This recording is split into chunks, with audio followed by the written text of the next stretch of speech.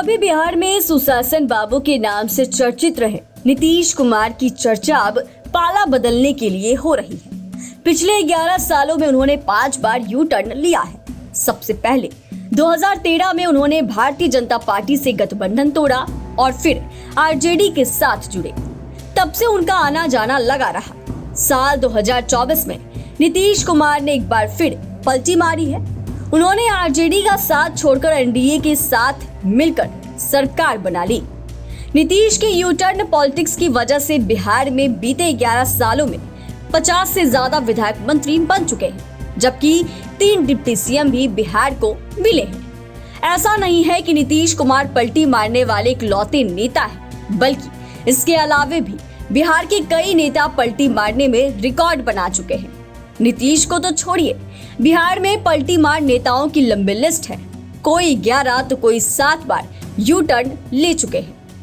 आइए इस रिपोर्ट में जानते हैं कि बिहार के पलटी मार नेताओं की लिस्ट किसने कितनी बार मारी पलटी।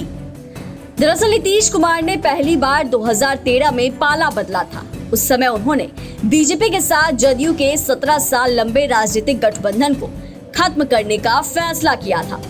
फिर राष्ट्रीय जनता दल के साथ चले गए। इसके बाद तो नीतीश का यू टर्न लेने का सिलसिला जारी है। हालांकि नीतीश कुमार ही नहीं, बिहार में पलटी मार नेताओं की लंबी लिस्ट रही है। कई नेता पलटी मारने में रिकॉर्ड बना चुके हैं। सबसे पहले बात करते हैं रामविलास पासवान की। पूर्व केंद्रीय मंत्री, यू टर्न पॉलिटिक्स के माहिर खिलाड़ी थे। उन्हें मौसम वैज्ञानिक भी कहा जाता था। रामविलास पासवान ने अपने पूरे राजनीतिक कैरियर में 6 बार यू टर्न लिया था। पासवान केंद्र की बीपी सिंह, एचडी देवगौड़ा, आईके गुजराल, अटल बिहारी, मनमोहन सिंह और नरेंद्र मोदी की सरकार में मंत्री रहे। वहीं पूर्व मुख्यमंत्री जीतन राम मांझी पिछले 9 साल में 7 बार यू टर्न ले चुके हैं। 2015 में जदयू से रिश्ता तोड़ने के बाद खुद की पार्टी बनाई और एनडीए में शामिल हो गए।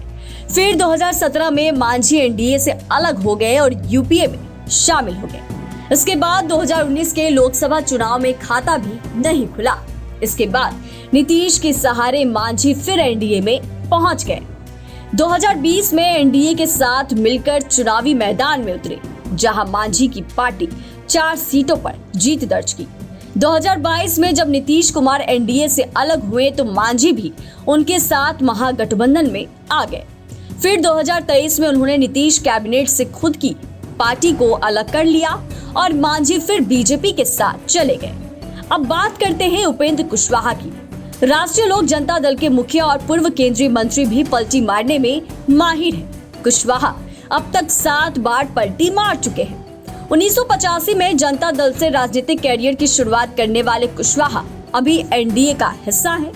एनडीए महागठबंधन और खुद की पार्टी बनाते हुए उपेंद्र कुशवाहा 2021 में फिर जदयू में चले गए, लेकिन 2023 में फिर से बागी होकर खुद की पार्टी बना ली। अब बात करते हैं बिहार के डिप्टी सीएम सम्राट चौधरी के। ये भी पलटी मार पॉलिटिक्स के माहिर खिलाड़ी रह चुके हैं। 1990 में छात्र राजनीति से पॉलिटिक्स की शुरुआत करने वाले सम्राट आरजेडी जदयू से होते हुए अब बीजेपी का हिस्सा है।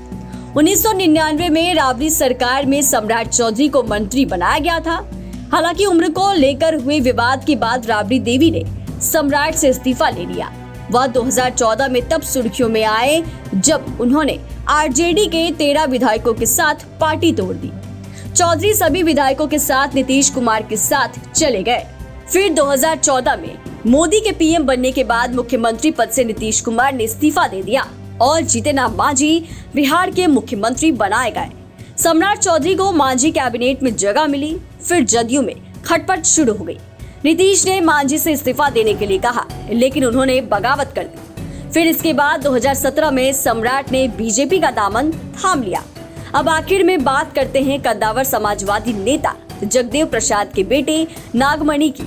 वह पिछले 23 सालों में 11 बार पलटी मार चुके हैं। पलटी मार पॉलिटिक्स के बूते ही नागमणि केंद्र में मंत्री भी बने। वर्तमान में नागमणि अपनी खुद की पार्टी राष्ट्रीय शोषित समाज के अध्यक्ष हैं। इस तरह नीतीश कुमार ही नहीं बल्कि बिहार में पलटी मार नेताओं की लंबी लिस्ट रही है, जो कभी इधर तो कभी उधर जाते रहे हैं।